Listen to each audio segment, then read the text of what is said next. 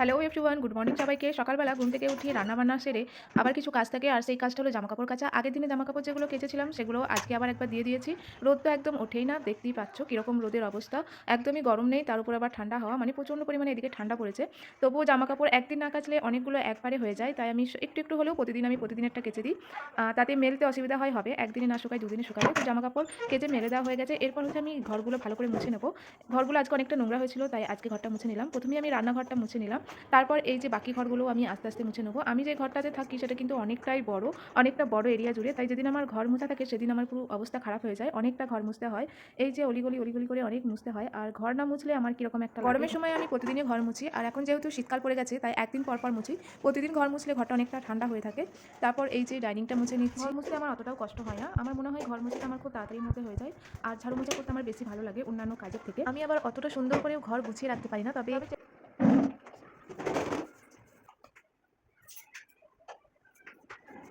তারপর এই যে বাড়ির সামনের দিকে এই বড় একটা রুম আছে, আবার এটাও আমাকে মুছতে হয়। সব মিলিয়ে বাড়িটা কিন্তু অনেকটাই বড়। যেদিন আমার মোছার দিন থাকে সেদিন তো পুরো অবস্থা খারাপ হয়ে যায়। তবে মুছতে আমার ভালো লাগে বলে অতটাও কষ্ট হয় না। পুরো বাড়িটা ভালো করে সুন্দর করে মুছে নিলেই আমার মনে হয় যেন বাড়িটা পরিষ্কার পরিচ্ছন্ন আছে, তবেই ভালো লাগে। তারপর এই যে সামনে একটা ছোটো বারান্দাও আছে, এখানে আমি জামাকাপড় মেলে দিই, আর এটাও কিন্তু প্রতিদিন মুছতে হয়। তারপর সামনেটা একটু পানি ঢেলে দিই। পানি না ঢাললে একটু ধুলো ধুলো হয়ে থাকে, যেহেতু রাস্তার ধারে বাড়িতে অনেকটা ধুলো থাকে, তাই প্রতিদিন এই জায়গাটাতেও আমি পানি। আমার এই ভিডিওগুলো ভালো লাগলে প্লিজ লাইক, কমেন্ট আর শেয়ার করে দেবে।